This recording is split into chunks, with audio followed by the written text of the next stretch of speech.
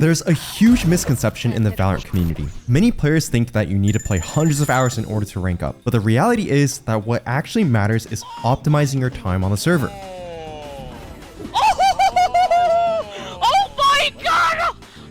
Not just spamming death matches and ranked games. And during my climb from Silver to Radiant, I understood that efficient training and improvement are much more important than any other skill in Valorant. And for that reason, I'll be sharing the advice that helped me and hundreds of my students rank up to Immortal and Radiant. And by the end of this video, you'll finally learn how to properly train and practice so you can rank up quicker and play less. Let's start with mechanics. Without solid mechanics, you'll never be able to utilize the game sense you're going to develop by following my next section. I'm sure you're all familiar with mechanical training and its importance. However, we need to focus particularly on how we train our mechanics, as that's what will enable us to achieve our results in less time. Too many players make the mistake of hopping into the range or deathmatch for a 20 to 30 minute warm-up and loading straight into ranked. A quick and loosely structured warm-up may help on some days, but is it really leading to long-term improvement? Probably not. To truly optimize our time spent training mechanics, we need to diagnose our issues and allocate our time accordingly. We diagnose and allocate to ensure we are focusing on the weakest areas of our mechanics and applying the correct solution. This way, we don't waste time playing Kovacs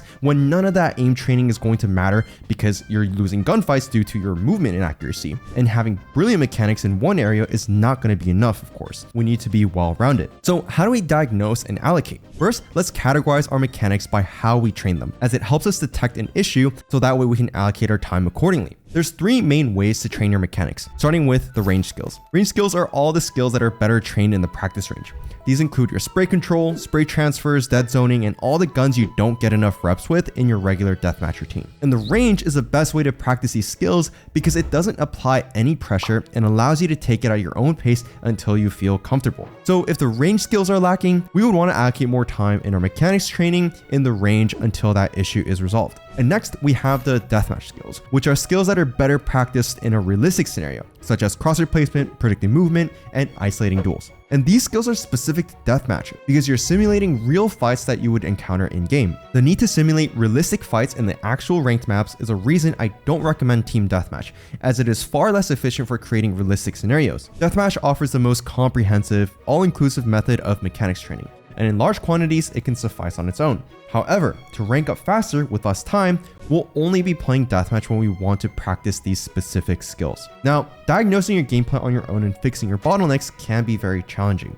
So whether you simply want to stop being hard stuck in low elo, or you want to compete at the highest level like our student TMS who hit Radiant, and Zay who also hit 900 RR Radiant in EU, then the Immortal Roadmap program might be useful for you. IRP is for serious players like you who want hands-on, one-on-one help from world-class coaches to perfect their gameplay. We offer a 500 RR in 10 weeks or your money back guarantee. So if you're tired of feeling lost in your games and you're trying to reach your dream rank, use the link down below to book a free call with me or one of our coaches to see if we'd be a good fit. And lastly, to improve our mechanics efficiently, aim trainers. Aim trainers are by far the most efficient way to practice your raw aim. Their high frequency and accessibility allow for high intensity raw aim practice that targets specific weaknesses. Another advantage of aim trainers is their flexibility to fit into downtime during your day. The aim trainer skills for Valorant consist of the following: microflicks, target switching, click timing, and tracking in that order of priority. And these are the skills that are most commonly used in your average aim duel in Valorant. So now we've categorized our mechanics into the ways we can practice them. So let's find out how to diagnose our weaknesses so we can allocate time to those skills. The next time you play ranked or deathmatch, consider which fights don't feel good and which fights that you're avoiding altogether. This is because either they're just bad fights or because they're bad fights for you.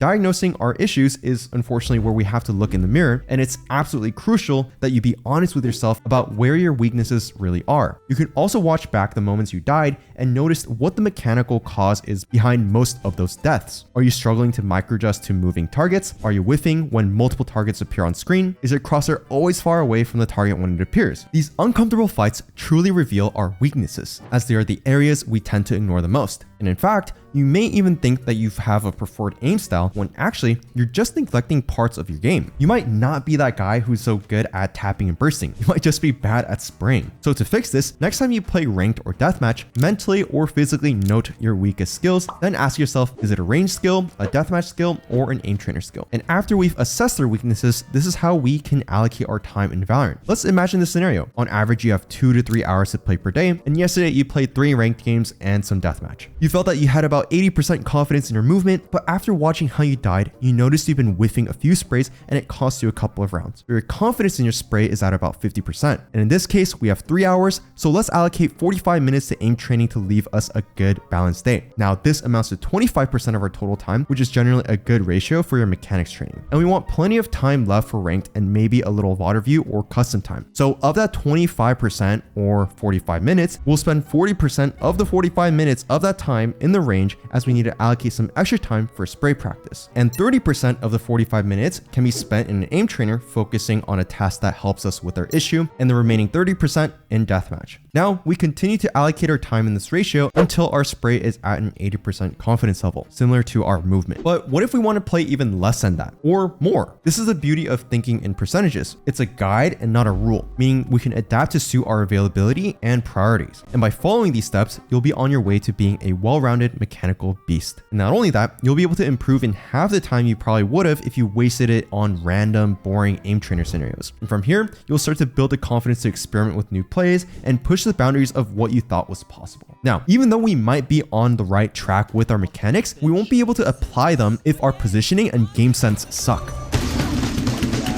So let's now talk about developing our game sense and how we can reduce our time invested while still becoming a smarter player. Game sense is quite an abstract term and is often misused, leaving us confused and wondering how to actually improve it. And just from my experience, as well as talking to different pros and coaches, I believe a good definition is that game sense is simply all the knowledge you have acquired throughout your entire time playing, watching, and consuming Valorant. And this knowledge then enables you to narrow down possibilities of what will happen next in any given scenario so that you can make better, faster decisions.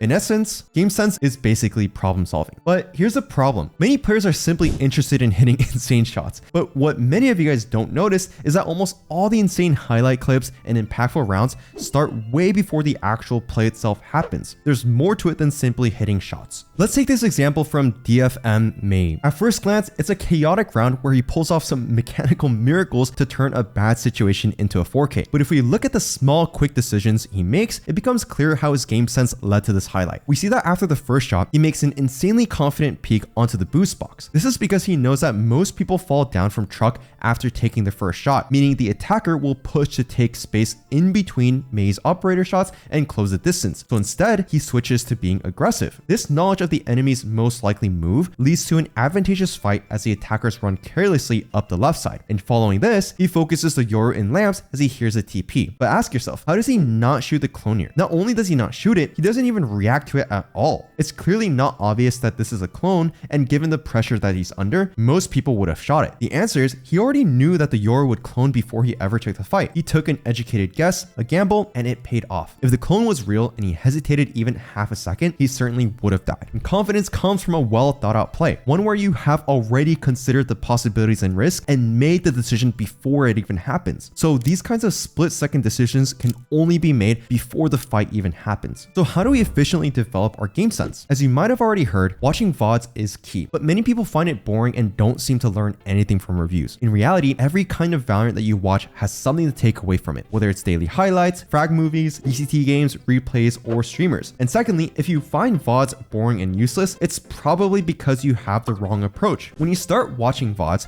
it may seem overwhelming. You open a VOD and think, what am I actually looking for? This doesn't feel very useful. And if this sounds like you, listen up. Next time you watch Valorant, whether it's a VCT VOD or a streamer playing ranked, I want you to look for the simplest things first and implement them by making a point to try them out in your next game. The small and simple pieces of util, angles, or plays often go unnoticed, but are the easiest to implement. For example, in 10 seconds during this VCT clip, we see two very simple things that we can implement. One, you can silently drop here, and second, you can reveal up there. This clearly isn't revolutionary, but it gives you an easy option to help you get out of drop on a retake. Another example could be this peek from Forsaken, which is a nice simple movement that means he can peek off his teammates on site. It also means he can fight out of the commonly thrown one-way smoke. This is easy to replicate and also useful. Or how about the simple off angle to catch the entry jumping into the site on B-side ascent? These are the things that we're looking for when we're watching Valorant content. Very simple concepts that can be easily imported into your ranked game with very little effort. Small off angles, simple util, or new movement tech can give us new options and make our plays convenient. We don't need to understand PRX's whole game plan to be able to take Valor from a VOD. Just focusing on the simple things that individuals do allow us to improve and build on those ideas quicker, even while playing and spending less time watching VODs than we ever did before. And this is simply because we know what's actually applicable to ourselves, and this helps us rank up more and play less. So to summarize, your day of Valorant is best spent in this format. 15 to 30% of your time on your mechanics training, prioritizing that chunk of time down into the specific skills you need most. 50 to 60% of your time should be spent playing ranked or perhaps unrated or scrims, depending on your level, and spend approximately 10 to 20% of your time learning from VODs or professional matches, content, or custom coaching sessions. And it's worth noting that while you can learn passively just by enjoying your usual Valorant content, it is a good idea to actively look for new plays or utility when you do have questions. So let's say you just started playing a new agent, Omen for example. You probably want to know where he smokes on each map. So it might be a good idea to watch a VOD of a Radiant playing it in ranked just to see the most simple core parts of the agent. And as you watch, you can figure out, for example, where does Omen usually play on ascent? What are his favorite defensive smokes for site holds? Where should you smoke on attack? What are the most common flashes that are being used? And the key is to also examine